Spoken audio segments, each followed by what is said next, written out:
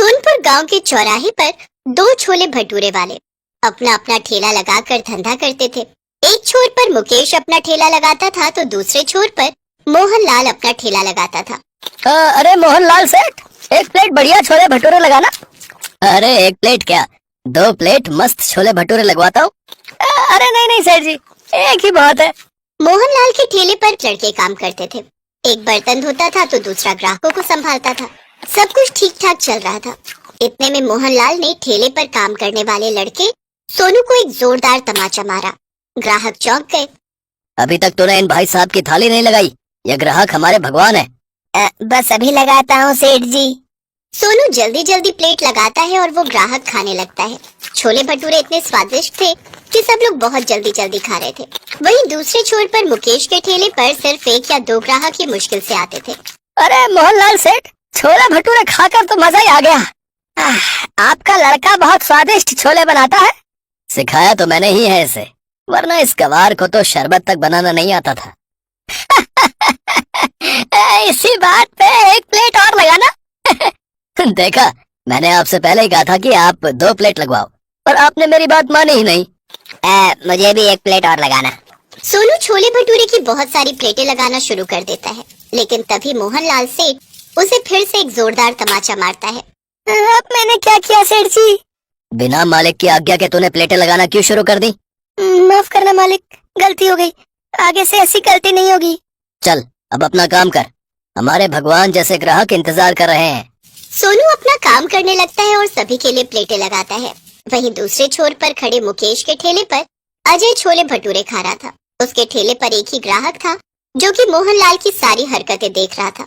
ये सामने वाला सेठ कुछ ज्यादा ही घमंड नहीं दिखाता। अब क्या कर सकते हैं भाई साहब, एक ठेले की बदौलत करोड़ों रुपया कमा चुका है, घमंड तो आएगा ही। लेकिन एक बात बताओ भाई साहब, जी पूछिए, आखिर उसके ठेले पर सुबह से लेकर रात तक ग्राहकों की लाइन क्यों लगी रहती है, जबकि तुम्हारे ठेले पर गिनती के कुछ ही लोग आते हैं? हो सकता है मेरे हाथों में स्वाद ना हो, सेठ जी के कारीगरों में ज्यादा स्वाद हो। नहीं भाई साहब, नहीं भाई साहब, आपके हाथों में भी जादू है। मुझे लगता है बात कुछ और है। तो इस तरह से मुकेश थोड़ा बहुत ही कमा पाता था और मोहनलाल हजारों रुपए हर दिन कमाता था। वहीं मुकेश का धंधा इतना मंदा पड़ गया कि उसकी दुकान बंद होने की नौबत आ गई। एक दिन एक बूढ़ा भिखारी मोहनलाल के ठेले पर आता है। सेठ जी, सुबह से कुछ नहीं खाया है, इस गरीब को कुछ खिला दो। सेठ मोहनलाल उस भिखारी को गुस्से से देखता है और 1 रुपए का सिक्का निकालकर उसके मुंह पर मार देता है। ये ले पकड़, अब भाग यहाँ से। 1 रुपए में तो बिस्कुट भी नहीं मिलेगा सेठ जी। अच्छा, तो क्या तुझे लाखों रुपए दान कर दूं? हैं? निकल यहाँ से, देख नहीं रहा यहाँ सैकड़ों लोग लाइन लगा कर खड़े हैं। टाइम खोटी मत कर। मुझे पैसे मत दो, बस कुछ खाने को दे दो। तो पैसे निकाल और छोले भटूरे खा ले। अगर मेरे पास पैसे होते तो आपके सामने भीख क्यों मांगता सेठ जी? आपकी दुकान का नाम करोड़पति छोले भटूरे वाला है। थोड़ा सा आप मुझे भी खिला दोगे तो आप गरीब नहीं हो जाओगे। इतने में सेठ अपने दूसरे लड़के को जोरदार तमाचा मारता है। तो इतनी देर से देख रहा है कि ये 2 कौड़ी का भिखारी मुझसे बहस कर रहा है और तू चुपचाप तमाशा देख रहा है। भगा इसको यहाँ से। वो लड़का भिखारी के पास जाता है और चुपके से उसके कान में बोलता है, बाबा आप यहाँ से चले जाओ, वरना आपके चक्कर में मेरी नौकरी चली जाएगी। वैसे भी आजकल बेरोजगारी इतनी है कि नया काम मिलना बहुत मुश्किल हो गया है। मैं अपने सेठ की तरफ से आपसे माफी मांगता हूँ बाबा। कोई बात नहीं बेटा, तुम सब लड़के एक दिन बहुत तरक्की करोगे। तुम लोगों की वजह से ही तुम्हारा सेठ करोड़पति बना है। खैर मैं चलता हूँ। वो भिखारी वहाँ से सीधा मुकेश के ठेले पर चला जाता है। मुकेश जल्दी से 1 प्लेट छोले भटूरे लगाता है और उस भिखारी को बड़े ही प्यार से खिलाता है। भगवान करे तेरा धंधा खूब फले फूले। बाबा अभी तो मेरी बोहनी तक नहीं हुई है, पैसे तो नहीं है, पर अगर आपको भूख लगी है तो आप छोले भटूरे खा लीजिए। ठीक है बेटा। बेटा, वो सामने वाले ठेले का नाम करोड़पति छोले भटूरे वाला क्यों है, क्या तुम बता सकते हो? बाबा क्योंकि वो कई सालों से ये धंधा कर रहे हैं, मुझसे ज्यादा एक्सपीरियंस है उन्हें। उन्होंने करोड़ों कमा लिए हैं, इसीलिए लोग उन्हें करोड़पति छोले भटूरे वाला कहने लगे। तब से उन्होंने अपनी दुकान का नाम करोड़पति छोले भटूरे वाला रख लिया। पर सही मायने में तुमसे बड़ा करोड़पति कोई नहीं है बेटा।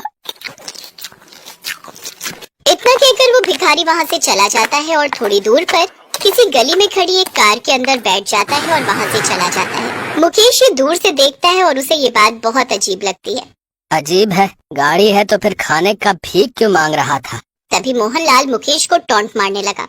क्यों रे मुकेश, चूना लगाकर चला गया ना? कितनी बार कहा है तुझे कि यहाँ से ठेला लेकर चला जा। तू मेरा मुकाबला नहीं कर सकता। जब तक मेरा ठेला यहाँ है तब तक तेरे छोले भटूरे बिक ही नहीं सकते। मोहनलाल हर रोज ऐसे ही मुकेश को टॉन्ट मारता था। मुकेश को बहुत बुरा भी लगता था, लेकिन वो बेचारा भी क्या ही करता, घर की जिम्मेदारी थी उस पर। हाँ हाँ मोहनलाल भाई, तुम भी सुना लो, लेकिन याद रखना सबका दिन आता है। तेरा तो दिन कब का ढल चुका है रे, अब अंधेरा ही अंधेरा है। मुकेश दुखी हो गया। मुकेश भटूरे तलने के लिए अच्छे तेल का भी इस्तेमाल करता था और यही करते करते वो गरीब होता जा रहा था। एक दिन मुकेश की बीवी ने उसे कह दिया, सुनो बहुत हो गया, अब मैं ऐसे नहीं रह सकती। छोले भटूरे बिकते नहीं तो क्यों जाते हो बार बार? घर में राशन नहीं है, हम क्या भूखे मरेंगे? आज अगर राशन नहीं लाए तो मैं ये घर छोड़कर चली जाऊंगी। मुकेश ठेला लेकर उसी जगह पर चला गया, लेकिन उसका एक प्लेट भी छोला भटूरा नहीं बिका। दोपहर को वो मोहनलाल के पास पैसे उधार लेने चला गया। मोहनलाल भाई, कुछ पैसे उधार दोगे? मैं बहुत जल्दी लौटा दूंगा। आ गया ना औकात पर। अरे जा जा भाग यहाँ से, मैं अपने सगे बाप को भी उधार नहीं देता, तुझे क्या दूंगा? मुकेश का मोहनलाल ने बहुत अपमान किया। मुकेश अब हौसला खो चुका था। तभी वहाँ वो गाड़ी आकर रुकी। उस दिन वो भिखारी जिस गाड़ी में बैठकर चला गया था, उस गाड़ी से एक सेठ बाहर निकला।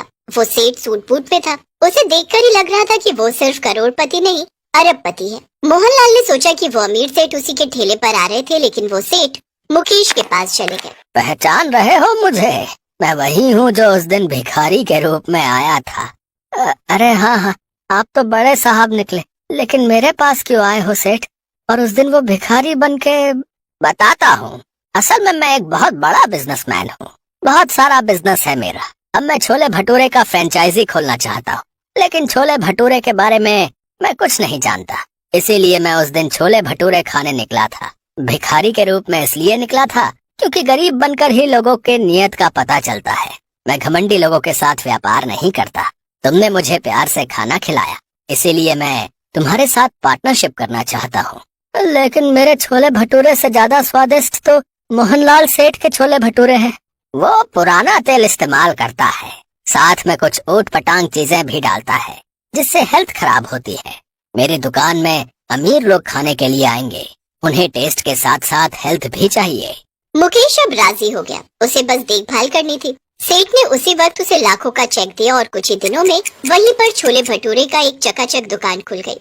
साथ ही साथ पूरा शहर छोले भटूरे की नई ब्रांड से छा गया। मुकेश करोड़पति बन गया और मोहनलाल सेठ की कमाई बंद हो गई। इस तरह अंत में सच्चाई, ईमानदारी और मेहनत की